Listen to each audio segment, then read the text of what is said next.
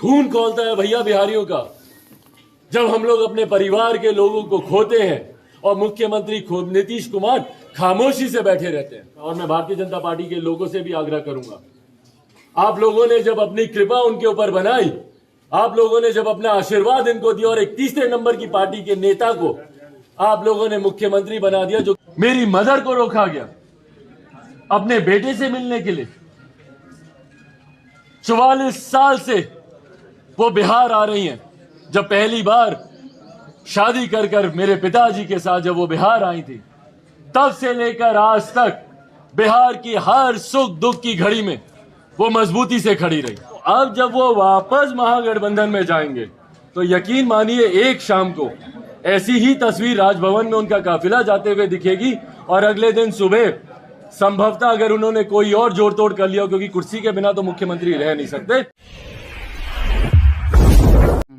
नमस्कार, आप देख रहे हैं धा न्यूज और मैं हूं अभिषेक मिश्रा। क्या लोक जनशक्ति पार्टी रामविलास के सुप्रीमो ये समझ गए हैं कि उन्हें क्या करना है? क्या चिराग पासवान की रणनीति बड़ी क्लियर है? क्या चिराग पासवान का एजेंडा बड़ा क्लियर है? चिराग पासवान आज प्रेस कॉन्फ्रेंस में जिस तेवर में नजर आए हैं, चिराग पासवान जिस अंदाज और मिजाज के साथ प्रेस कॉन्फ्रेंस को संबोधित कर रहे थे, उससे यह साफ लग रहा था कि चिराग पासवान ने यह तय कर लिया है, चिराग पासवान ये समझ चुके हैं कि उन्हें क्या करना है। चिराग पासवान मुख्यमंत्री नीतीश कुमार पर हमलावर थे और चिराग पासवान अक्सर हमलावर रहे हैं, लेकिन आज आक्रमण की धार बहुत ज्यादा तेज थी और लगातार चिराग पासवान मुख्यमंत्री नीतीश कुमार पर बरसते रहे, उन पर तंज कसते रहे, नीतीश से जुड़ा हुआ सवाल सुनकर ठठाकर हंसते भी रहे और दहाड़ते भी रहे। तो सुनिए उनकी पूरी प्रेस कॉन्फ्रेंस। हम हालांकि ये प्रेस कॉन्फ्रेंस सुबह की है, लेकिन हम ये प्रेस कॉन्फ्रेंस अभी इस वक्त आपको इसलिए भी पूरा दिखा रहे हैं ताकि आप ये समझ सके कि हम अगर ये कह रहे हैं कि चिराग पासवान क्या समझ गए हैं कि उन्हें आगे क्या करना है, तो आप भी ये समझ जाएंगे इस पूरे प्रेस कॉन्फ्रेंस को देखकर कि हम ये क्यों कह रहे हैं। चिराग पासवान लगातार इस बात को लेकर भी सवाल उठाते हैं कि डंडा लोक जनशक्ति पार्टी के नेताओं कार्यकर्ताओं पर भी क्यों, अपराधियों पर ही क्यों नहीं। चिराग पासवान से जब पूछा जाता है कि क्या जेडीयू में सब कुछ क्लियर नहीं है, एनडीए में सब कुछ ठीक नहीं है, तो चिराग पासवान ठठाकर हंसने लगते हैं कि मुख्यमंत्री राजगीर गए हैं। तो एक प्रेस कॉन्फ्रेंस और उस एक प्रेस कॉन्फ्रेंस में कई अंदाज, कई तरह के तेवर चिराग पासवान के देखने को मिले हैं। जिनके इशारों पे, मैं व्यक्ति विशेष पे मैं कोई टिप्पणी नहीं कर रहा हूं, मैं उन पुलिस कर्मियों पे कोई टिप्पणी नहीं कर रहा हूं, क्योंकि वो भी ऊपर से मिले अपने आदेशों का पालन कर रहे थे। उनके खिलाफ मेरे मन में कुछ नहीं है, पर जिनके द्वारा उनको निर्देश दिए गए, हमारे प्रदेश के गृह मंत्री, जो कि दुर्भाग्यवश हमारे मुख्यमंत्री भी हैं, एक मुख्यमंत्री अपने सिपाहियों को आदेश देता है कि जाकर रौंद दो बिहारियों को, कुचल दो अपनी वैन के नीचे। इससे ज्यादा शर्मनाक कुछ नहीं हो सकता। और वो भी एक ऐसा मुख्यमंत्री जब बिहार में अपराध चरम सीमा की पराकाष्ठा पार करता है तो वो मुख्यमंत्री खामोश रहते हैं। आप सबके कैमरा गवाह है, मुझे कोई एक उनका वक्तव्य दिखा दीजिए जहां पे हमारे प्रदेश के गृह मंत्री ने इस बात का जिक्र किया हो कि फलाना जगह जो आपराधिक घटना घटी, या फलाना को जो गोली चली, या वहां पर जिस तरीके से बच्ची के साथ बलात्कार करके उसके शव को फेंक दिया गया, या वहां पर जिस तरीके से लोगों को मार दिया गया, उस पर कोई एक बयान हमारे मुख्यमंत्री नीतीश कुमार जी का दिखा दे। खून खौलता है भैया बिहारियों का जब हम लोग अपने परिवार के लोगों को खोते हैं और मुख्यमंत्री खुद नीतीश कुमार खामोशी से बैठे रहते हैं। मौन साधने के लिए आपको मुख्यमंत्री किसी ने कृपा पे नहीं बनाया था। और मैं भारतीय जनता पार्टी के लोगों से भी आग्रह करूंगा, आप लोगों ने जब अपनी कृपा उनके ऊपर बनाई, आप लोगों ने जब अपना आशीर्वाद इनको दिया और एक तीसरे नंबर की पार्टी के नेता को आप लोगों ने मुख्यमंत्री बना दिया, जो कि पहले भी 5 बार मुख्यमंत्री की शपथ ले चुके हैं, 15 साल से जो व्यक्ति प्रदेश में मुख्यमंत्री है। और आज जब प्रदेश की बदहाली का जिक्र होता है तो मुख्यमंत्री बोलता है कि जाके पूछो अपने बाप दादा से 15 साल पहले का बिहार क्या था। कल के मेरे युवा बताइए, किसी को फर्क पड़ता है कि 15 साल के पहले का बिहार क्या था? कल जो सड़क पर हजारों की संख्या में युवा मौजूद थे। मुझे बताइए ना, उसमें से किसको फर्क पड़ता है भैया 15 साल पहले का बिहार कैसा था? आप में से भी अधिकांश लोग उस आयु वर्ग के हैं जो 25, 30, 35, 40। नहीं फर्क पड़ता भैया हम लोगों की 15 साल पहले का बिहार कैसा था।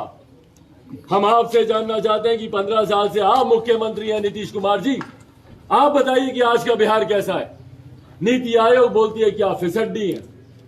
तमाम रिपोर्ट, सरकारी हो प्राइवेट एजेंसीज की हो, तमाम रिपोर्ट्स बोलती हैं कि अपराध में प्रथम श्रेणी पर बिहार है। जब बिहार की शिक्षा, स्वास्थ्य की लचर व्यवस्था की बात की जाती है तो प्रथम श्रेणी पे बिहार रहता है। अपराध में प्रथम श्रेणी पर रहता है, भ्रष्टाचार में प्रथम श्रेणी पर रहता है।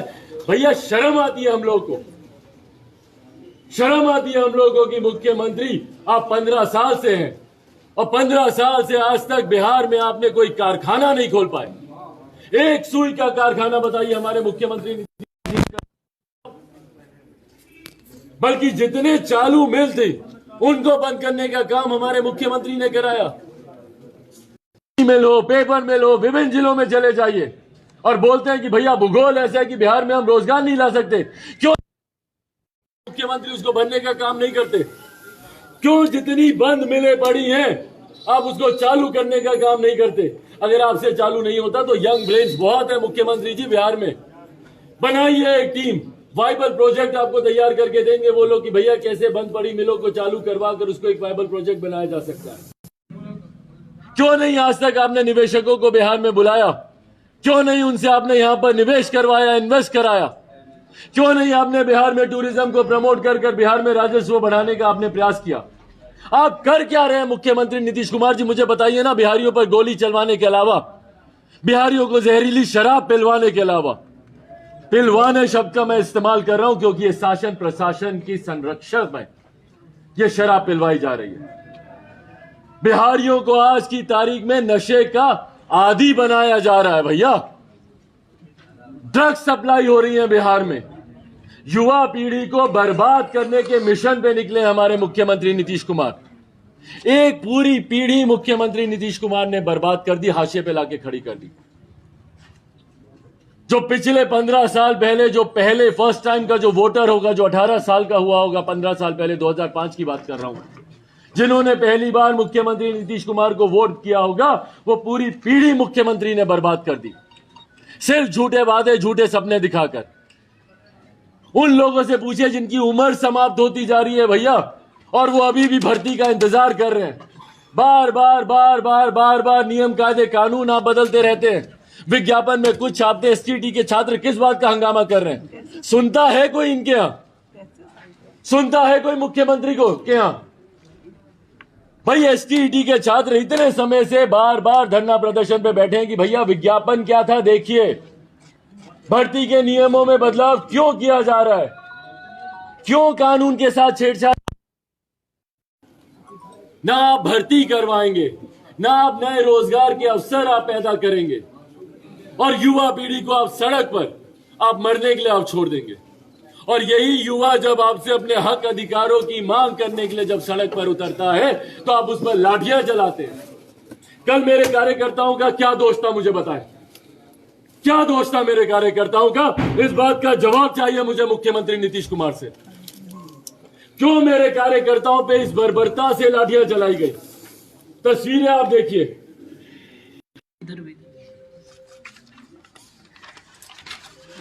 उंगली तक काट दी गई है। इधर भी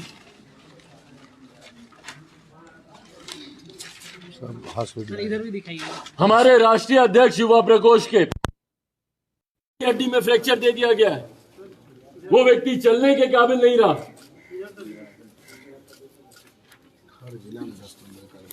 महिलाओं की हालत देखिए, सर फूटा है। ये वीडियो भी आप लोगों के पास है, जब उनके सर पे चोट लगी थी, पट्टी बांधी जा रही थी उनके सर पर। एक महिला के गाल पे इतनी जोर से आपने मारा कि गाल इतना सूज गया। भाई क्या दोष था मेरे कार्यकर्ताओं का मुझे? क्यों? क्योंकि वो अपने अधिकार की मांग कर रहे थे, आपको आपकी गलतियों का एहसास दिला रहे थे।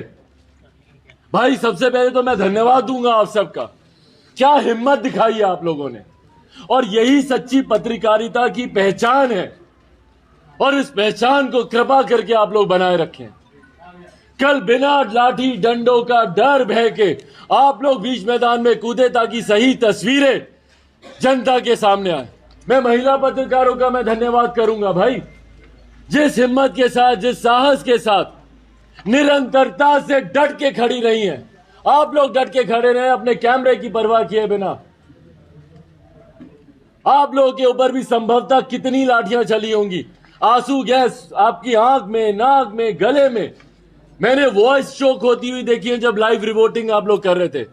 मैं दिल से हाथ जोड़कर आप सबका धन्यवाद करूंगा, क्योंकि ये सही तस्वीर जनता के बीच जानी चाहिए, जरूरी है, ताकि मुख्यमंत्री नीतीश कुमार जी का असली और घिनौना चेहरा जनता के सामने आए। मैं सही में मैं पूछना चाहता हूं, जब हम लोग शांतिपूर्वक जब हम लोग मार्च कर रहे थे, हम लोग जेपी गोलंबर से लेकर डाक बंगला चौक तक हम लोग शांतिपूर्वक तरीके से हम लोग आए। और मुझे नहीं पता तथ्य क्या है, सच्चाई क्या है, मैं कोई गलत कमेंट नहीं करना चाहता, पर यह प्रश्न जरूर उठता है कि जब हम लोग जेपी गोलंबर से डाक बंगला चौक तक हम लोग आए, उस रोड के ऊपर उल्टी दिशा में एक बस पार्क करके रखी गई थी। वो बस क्यों पार्क की गई थी भैया, बताएं हमको। और उस बस में से महिलाएं बैठी हुई थी। क्यों? क्या मुख्यमंत्री नीतीश कुमार जी चाहते थे कि कोई ऐसा हुड़दंग हो, कोई ऐसी अप्रिय घटना घटे जिसका हवाला देते हुए वो हमारे कार्यकर्ताओं को दोषी साबित करा? क्या ये चाहते थे मुख्यमंत्री नीतीश कुमार जी? महिलाओं से भरी हुई बस को उल्टी दिशा में क्यों पार्क करके रखा गया था, इस बात का जवाब दे मुख्यमंत्री नीतीश कुमार। कौन सी बस थी वो? टूरिस्ट बस थी तो उल्टी दिशा में क्यों थी? प्रशासन की बस थी तो भी उल्टी दिशा में महिलाओं के साथ वो बस क्यों पार्क थी? और मैं धन्यवाद दूंगा अपने कार्यकर्ताओं का। मेरी ताकत है, मेरी रीढ़ की हड्डी है ये। जितना मैं इनका धन्यवाद करूं, जितनी मैं इनकी तारीफ करूं, उतनी कम है। जिस संयम के साथ, जिस शालीनता के साथ जो पहचान रही है हमारे नेता आदरणीय रामविलास पासवान जी की, एक एक कार्यकर्ता ने उस संयम का, उस शालीनता का कल परिचय दिया। हमारे धैर्य की जितनी आजमाइश की गई, उतनी आजमाइशों पर हम लोग खरे उतरे। ना हमारे कार्यकर्ता ने हाथ बांधे, हमारे कार्यकर्ता सिर्फ आग्रह करके आगे चलते रहे, आगे बढ़ते रहे। डाक बंगला चौक पर मैं खुद वहां पर आधे घंटे तक खड़ा रहा, विनम्र निवेदन करता रहा, और उसके बाद भी हम लोगों ने कोई धक्का मुक्की नहीं की। आराम से हम लोग बैरिकेड से उतरते हुए, हाथ जोड़ते हुए हम लोग आगे बढ़ते रहे। उसी तरीके से डाक बंगला चौक से आईटी गोलंबर तक हम लोग शांतिपूर्वक तरीके से हम लोग चल रहे थे। आईटी गोलंबर पर वो साजिश आप लोगों ने देखी जो हम लोग से की गई। कल मैंने कुछ अपने पत्रकार साथियों से उनको मैसेज करके मैंने आग्रह किया कि भैया वो वीडियो प्लीज आप मुझे भी भेज दें। साजिश के तहत मैं अगली पंक्ति में जब चल रहा था, मुझसे बतियाते हुए कुछ पुलिसकर्मी और मीठी मीठी बातें करते हुए, बहरहाल मैं पुनः दोहराऊंगा, मैं उनको दोष नहीं देता, ऊपर से इंस्ट्रक्शन से मीठी मीठी बातें करते हुए मुझे मेरी फर्स्ट लेयर के जितने भी हमारे कार्यकर्ता साथी थे उनको बतियाते हुए आगे गोलंबर के पास तक ले गए, और जहां पे रास्ता खत्म होता है वहीं पर घेर कर अपराधियों की तरह उनके ऊपर लाठियां बरसाने लगे। वो तो शुक्र कीजिए कि कहां से भगवान ने मुझे बुद्धि दिया, मुझे इस बात का एहसास हुआ कि मेरे पीछे की भीड़ जो चल रही थी उसमें कहीं ना कहीं एक डिस्टेंस आया, और जब मैंने पीछे मुड़कर देखा तो जिस बर्बरता के साथ सैकड़ों की संख्या में पुलिसकर्मी बिना देखे हुए कि भैया डंडा सर पर जा रहा है, कमर पर जा रहा है, हाथ पर जा रहा है, आंख पर जा रहा है, अंधाधुंध मारे जा रहे हैं। एक एक कार्यकर्ता को 3 पुलिसकर्मी ने घेर घेर कर लिपेट लिपेट कर मारा।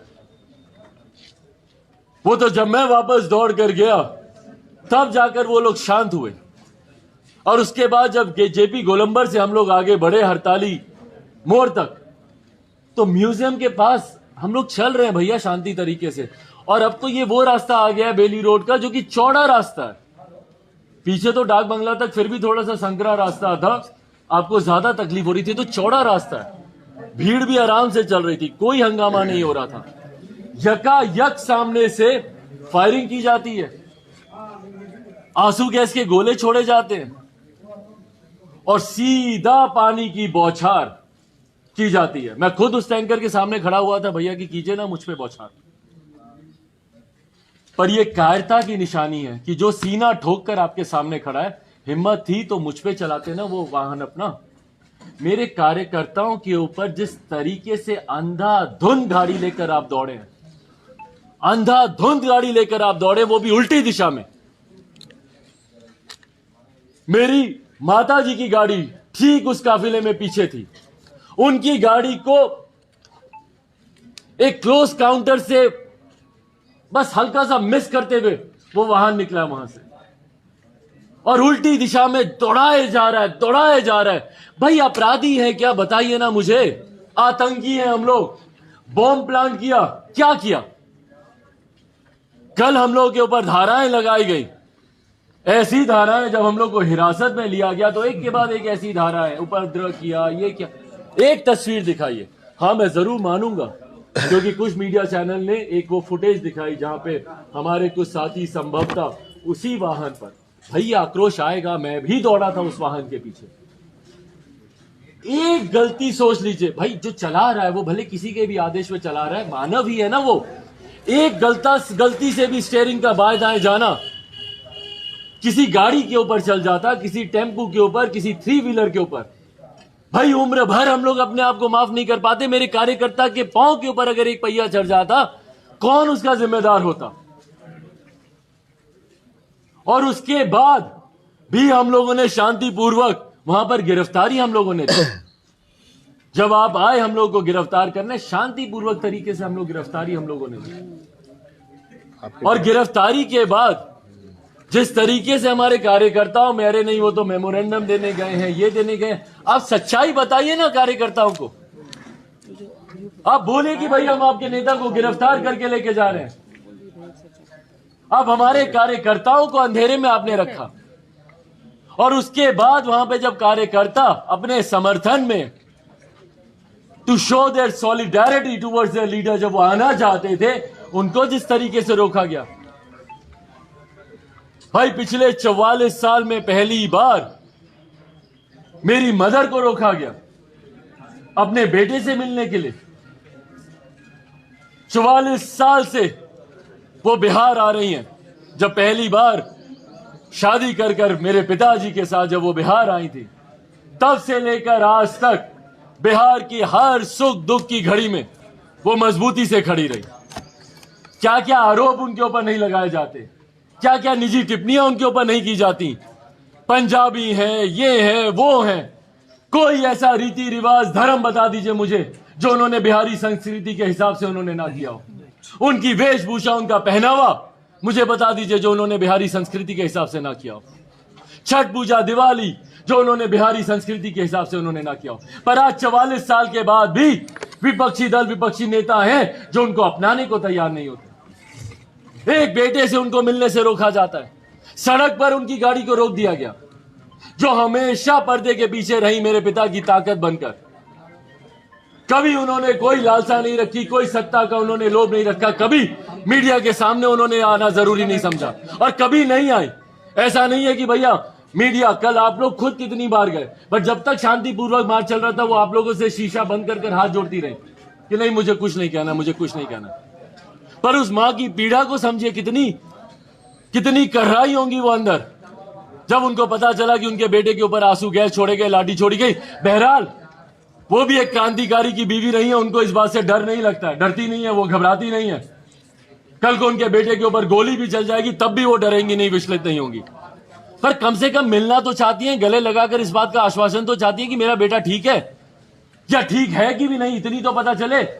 उनको पुलिस स्टेशन तक नहीं आने दिया जा रहा, वहां पर रोका जा रहा है, जानकारी नहीं दी जा रही कि उनके बेटे को कहां लेकर जाया जा रहा है। और उसके बाद जब हम लोग पुलिस स्टेशन गए, वहां पर जाकर आपके तमाम नियम कायदे कानून का हम लोगों ने पालन किया। जो अस्वीकार्य था वो अस्वीकार्य था। 151 धारा हम लोग नहीं मानते कि हम लोग पे लगनी चाहिए, वो हम लोगों ने उसको रिजेक्ट की, हम लोग को हिरासत में लिया गया, हम लोग बाहर आए। पर उसके बाद जिस तरीके से चरणबद्ध तरीके से हम लोग के ऊपर FIR दर्ज की गई, भाई गजब परंपराओं की शुरुआत कर रहे हैं मुख्यमंत्री नीतीश कुमार। नामजद एफआईआर। और मुझे बस इतना बता दीजिए कि कल का मार्च किसके नेतृत्व में चल रहा था? चिराग पासवान के? गलत बोल रहा हूं मैं? चिराग पासवान लीड कर रहा था। चिराग पासवान के बोलने पर हजारों कार्यकर्ता सड़क पर उतरे थे, राइट? मैं अगर नहीं होता तो शायद आक्रोश लोगों में वैसे भी है, पर शायद इतना बड़ा या इस तरीके से नहीं होता। पर यह लोक जनशक्ति पार्टी रामविलास का बिहार बचाओ मार्च था, चिराग पासवान के नेतृत्व में। तो अगर सबसे पहले एफआईआर किसी के ऊपर होनी चाहिए थी तो चिराग पासवान पे होनी चाहिए थी ना। आज अगर चिराग पासवान नहीं होता तो और अनेकों मार्च होते, पर यह बिहार बचाओ मार्च 15 तारीख का नहीं होता। तो यह एफआईआर सबसे पहले चिराग पासवान पर होनी चाहिए थी। तो क्यों डरते हैं मुख्यमंत्री नीतीश कुमार? क्यों डरते हैं भैया? चिराग पासवान से डरते हैं क्या? बताइए ना, मैं तो सीना ठोक के पूछ रहा हूं आपसे। डरते हैं आप चिराग पासवान से? चिराग पासवान पर एफआईआर करने से?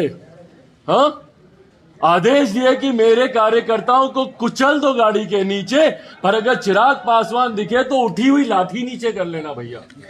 चिराग को खरोच नहीं आनी चाहिए। आ गई तो ये बच्चा नेता बन जाएगा। गलत बोल रहा हूं क्या? हाँ, डर की पराकाष्ठा देखिए कि हमारे तमाम नेताओं पर नाम ढूंढ कर हमारे नेताओं पर।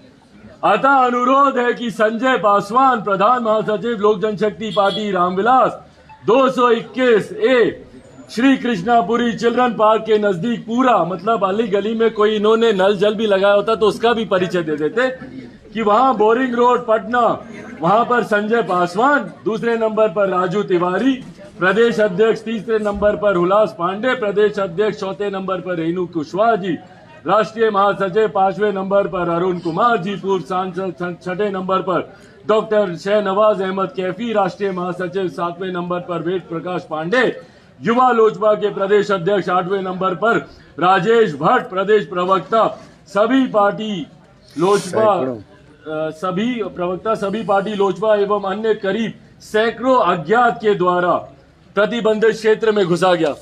भाई सबका आपने इसमें नाम लिख दिया, 8-8 लोगों का। बहरहाल इस बात की नाराजगी बहुतों में है। हाथ खड़ा करके दिखा दे किस किस को नाराजगी है, जिनका नाम नहीं आया। मुख्यमंत्री जी हम लोग पे एफआईआर कीजिए, हम लोग पे एफआईआर कीजिए। ये भेदभाव पार्टी के भीतर मत कीजिए, बांटने की राजनीति पार्टी के भीतर मत कीजिए। मुख्यमंत्री जी बांटने में मास्टर है। हाँ बिल्कुल, बांटने में मास्टर है। आप दलित महादलित कीजिए, आप लोजपा के 2 गुट कर दीजिए, पासवान परिवार के 2 गुट कर दीजिए, पर अब कम से कम लोजपा रामविलास को एक गुट रहने दीजिए। 2 गुट मत कीजिए कि एक नामजद वाला गुट, एक गैर नामजद वाला गुट। भाई बस मैं 2 मिनट में अपनी बातों को समाप्त कर रहा हूं।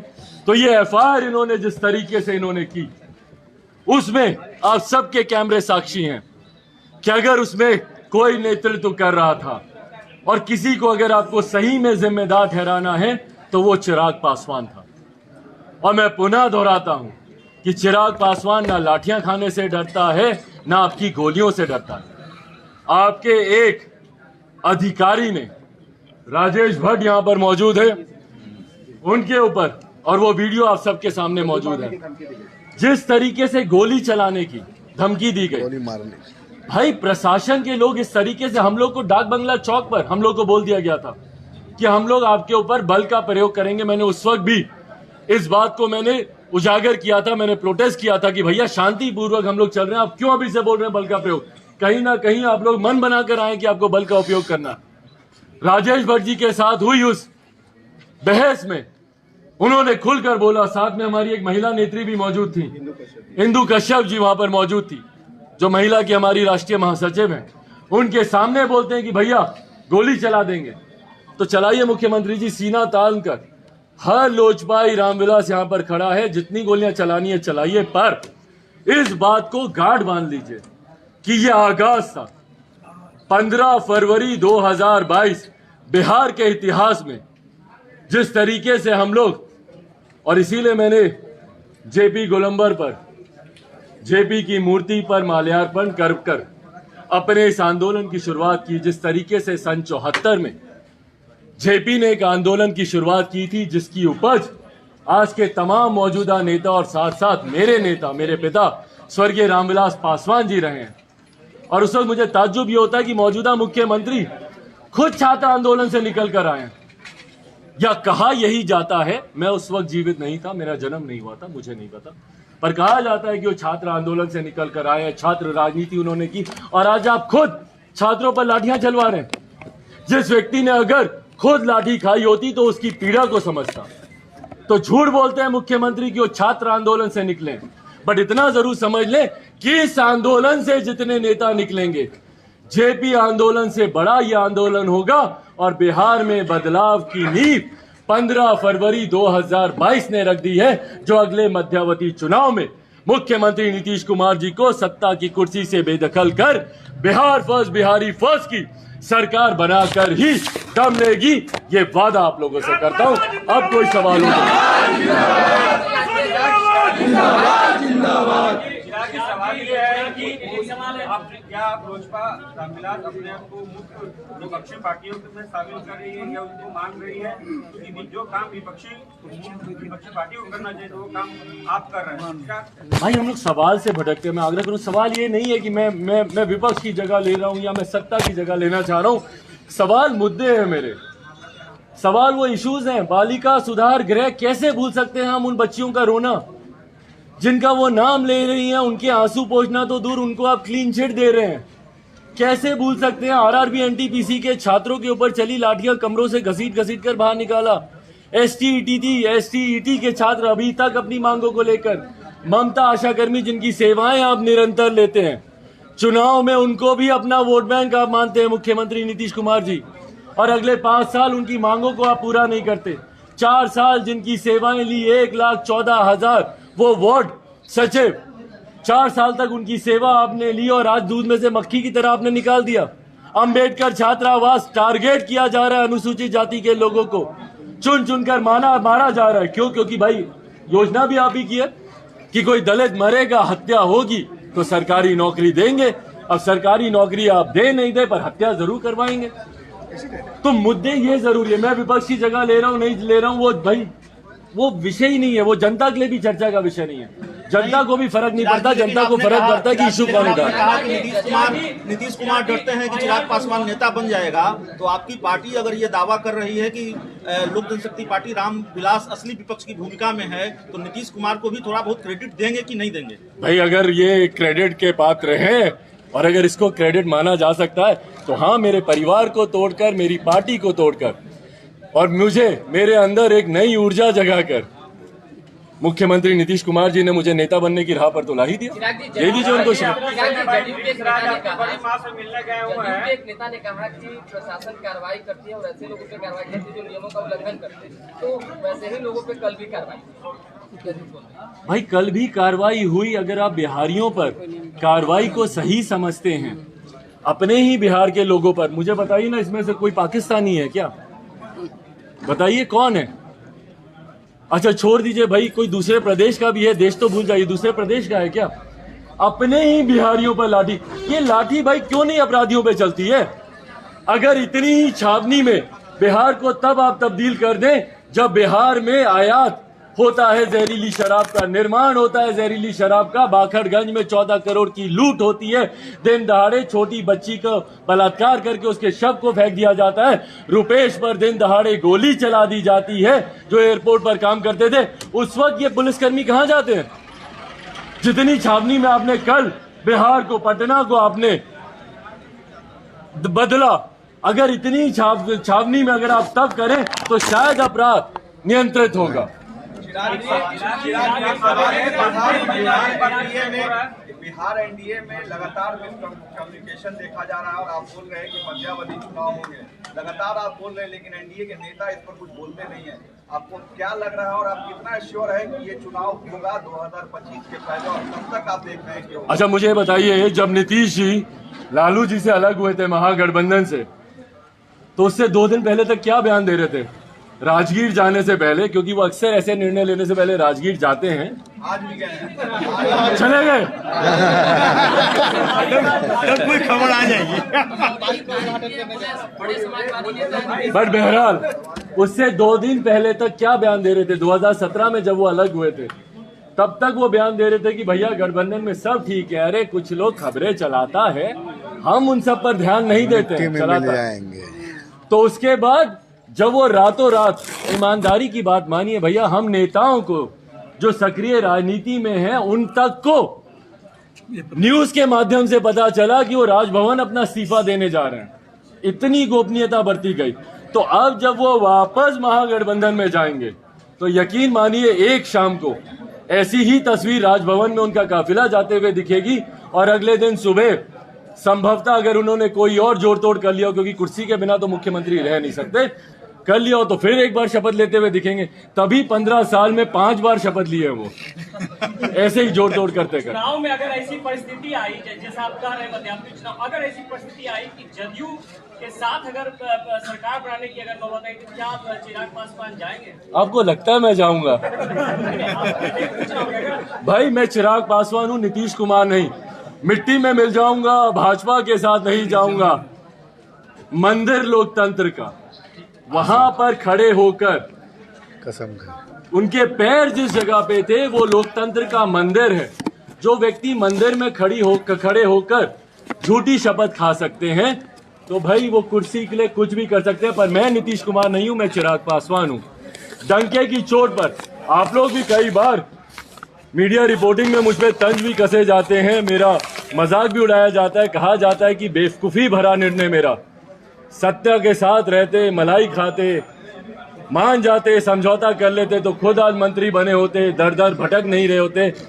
मेरी लड़ाई बिहार पर नाश करने की है, बिहार पर राज करने की नहीं। और जो लोग बिहार पर राज करने के लिए लड़ रहे हैं वो ऐसे अलोकतांत्रिक तरीकों का इस्तेमाल करते हैं, लाठी चलाने का।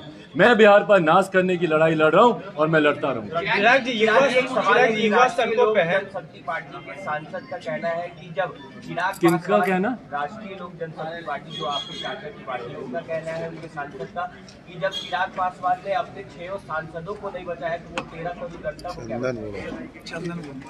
भाई खैर मैं ऐसे पे एक टिप्पणी क्या ही करना, बट मुझे लगता है मेरी तरफ से जवाब बिहार की जनता ने दे दिया। नीचे कमेंट्स पढ़ लीजिए बस। चिराग जी के नेता क्या है, जेडीयू के नेता क्या है, पॉलिटिशियन वो तो बिहार घूमने आते हैं, घूमने चले जाते हैं और दिल्ली में बिहार से क्या मतलब, वो टूरिस्टर है। भाई वो बोलेंगे क्या है क्या चिराग पासवान के खिलाफ बोलने के लिए? आय से ज्यादा संपत्ति का आरोप नहीं लगा सकते। सृजन घोटाला चिराग पासवान ने नहीं किया। मेरे ऊपर कोई आरोप बलात्कार के हैं नहीं, मेरे ऊपर कोई लूटमार हत्या के कोई आरोप है नहीं। जो उनके घटक दलों और उनके पार्टी के नेताओं के ऊपर जो इस तरीके के आरोप, तो चिराग पासवान पर बोलेंगे क्या? इससे पहले ही बोलते थे कि चिराग पासवान घमंडी है, लोगों के बीच नहीं जाता। अब तो ये भी भ्रम टूट गया, लोगों से मिलता हूँ, लोगों के बीच रहता है, तो ये भी नहीं बोल सकते। तो अब वो यही बोलेंगे, क्या बोले थे मैं भूल गया, टूरिस्ट पूरे परिवार के साथ आज चले जाइए, बल्कि बैल्कनी से दिखी जाएंगे मेरे भांजा भांजी, मेरी बहन बहनों, मेरे पूरे परिवार के साथ मैं यहाँ पर हूँ। तो जो ये बात बोलते हैं, कुछ दिनों पहले उन्होंने ये भी कहना शुरू किया था, अभी भी अपनी बातों में कहते हैं लालटेन का चिराग, लालटेन का चिराग। भाई चिराग सिर्फ रामविलास पासवान का चिराग है। शेर का बेटा हूँ, रामविलास पासवान का बेटा हूँ। उन्होंने भी आपको चैन से जीने नहीं दिया था आपकी नीतियों के खिलाफ। यही बिहार बचाओ मार्च के नाम पर 2 बार मेरे नेता ने बिहार बचाओ यात्रा निकाली थी, जिससे आप लोग परेशान हुए थे, सत्ता से बेदखल हुए थे। और पुनः जब ये बिहार बचाओ मार्च निकला है तो ये आगाज है आपके पतन का।